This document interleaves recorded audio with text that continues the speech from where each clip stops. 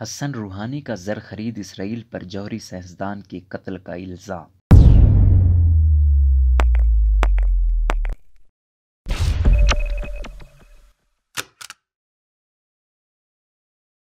ایرانی صدر حسن روحانی نے جوہری سائنسدان کے قتل کے تناظر میں کہا کہ ایک مرتبہ پھر عالمی مغرور کے فاسق ہاتھ غاصب صہیونی حکومت کی بطور زر خرید مدد سے قوم کے بیٹے کے خون سے رنگے ہیں۔ ایران کے صدر حسن روحانی نے جوہری سائنسدان کو قتل کرنے کے لیے اسرائیل پر امریکی زر خرید کے طور پر کام کرنے کا الزام لگایا ہے۔ حسن روحانی کا یہ بیان گزشتہ روز تہران میں ایک ایرانی جوہری سائنسدان پر قاتلانہ حملے کے بعد سامنے آیا ہے۔ خبر رساں ادارے AFP کے مطابق ایرانی صدر حسن روحانی نے اپنی ویب سائٹ پر جوہری سائنسدان محسن فخری زادہ کے قتل کے تناظر میں کہا کہ ایک مرتبہ پھر عالمی مغرور کے فاسق ہاتھ غاصب صہیونی حکومت کی بطور زر خرید مدد سے قوم کے بیٹے کے خون سے رنگے ہیں۔ واضح رہے کہ ایران عالمی مغرور کے الفاظ عام طور پر امریکہ کے لیے استعمال کرتا ہے۔ ایرانی جوہری سائنسدان کو جمعے کو تماوین کے علاقے ابسد میں گولیوں سے نشانہ بنایا گیا، جس کے بعد وہ اسپتال میں زخموں کی تاب نہ لاتے ہوئے جان کی بازی ہار گئے۔ ان کی قتل پر ایران کا کہنا ہے کہ وہ اپنے جوہری سائنسدان محسن فخری زادہ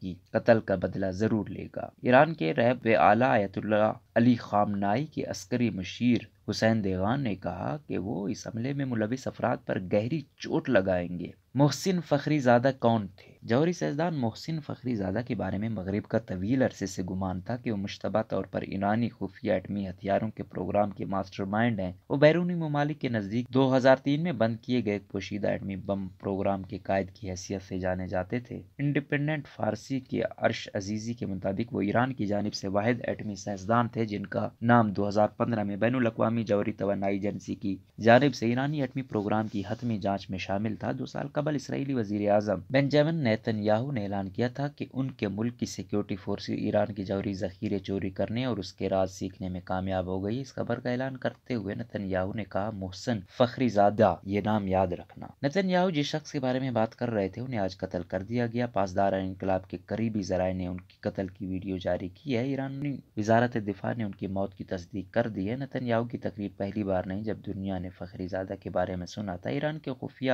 جوہری ہتھیاروں کے پروگرام میں اس نام کو بار بار اہم شخصیت قرار دیا گیا، یہاں تک کہ یہ نام امریکی میڈیا کی طاقتور ترین مردوں کی فہرست میں شامل ہو گیا۔ مغربی میڈیا نے ان کو موازنہ نظریاتی طبیعیات کے سائنسدان رابرٹ اوپن ہیمر اور 84 سالہ پاکستانی سائنسدان ڈاکٹر عبدالقدیر خان سے کیا، جو اپنے ملک کے لیے ایٹم بم بنانے میں کامیاب رہے۔ ایرانی سیکیورٹی دفاعی شخصیات نے فخری زادہ کو ایٹمی طبیعیات کے شعبے میں ایک باصلاحیت مفکر کے طور پر تسلیم کیا ہے۔ وہ ہاشمی رفسنجانی کے زمانے سے ایران کی دفاعی صنعت میں ایک اہم شخصیت رہے۔ ایران کے جوہری پروگرام جو 2003 میں ختم ہو گیا تھا میں ان کے کردار کے انکشاف کی وجہ سے انہیں 2007 میں اقوام متحدہ کی سلامتی کونسل کی پابندیوں کی فہرست میں شامل کیا گیا تھا۔ فخری زادہ کو نیو ڈیفنس ریسرچ آرگنائزیشن نامی ایک تنظیم کا سربراہ نامزد کیا گیا جو ایرانی وزارت دفاع کا حصہ ہے۔ 2010 میں جرمنی کے ڈیر اسپیگل میگزین نے ایران کے خفیہ جوہری ہتھیاروں کے پروگرام کی تائید کرنے والی خفیہ دستاویزات کا حوالہ دیتے ہوئے کہا تھا کہ ان میں 2 افراد نمایاں تھے، احمدی نژاد کے وزیر برائے فینس کامران